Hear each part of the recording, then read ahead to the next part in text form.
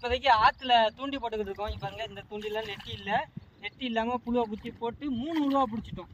இப்போ வந்து போடுறோம். இப்போ என்ன மீன் மாட்டுதுன்னு பார்ப்போம். இப்போ உழுவா மாட்டினா நல்லாயிருக்கும். ஆனால் உழுவா நல்லா டேஸ்ட்டாக இருக்குங்க. குழம்புக்கும் நல்லாயிருக்கும், வறுவலுக்கும் நல்லாயிருக்கும். இப்போ 3 உழுவா பிடிச்சிருக்கோமா, அடுத்து உழுவா மாட்டு பாருங்க. நெட்டி இல்லாமல் போடுவோம். மணலில் போய் கிடக்கும் தூண்டி, அதனால் மணலில் கிடக்கிற உழுவ மீன் தூண்டியில் போய் கடிச்சு மாட்டிடும். இப்போ பிடிச்சி காமிக்கிறேன். உழுவா குத்தி போட்டதில் இழுத்துச்சுட்டாரு. இழுக்குது உழுவாவா பெரிய மீன் அது. இதாரு ஐயோ விட்டுருச்சுடா. பெரிய மீன் மாதிரி தெரியுது. இருக்குது உழுவாதாண்டா. ஐயோ இது கொஞ்சம் பெரிய உழுவாங்க. இந்த உழுவா மாட்டிக்கிட்டு இருக்கு.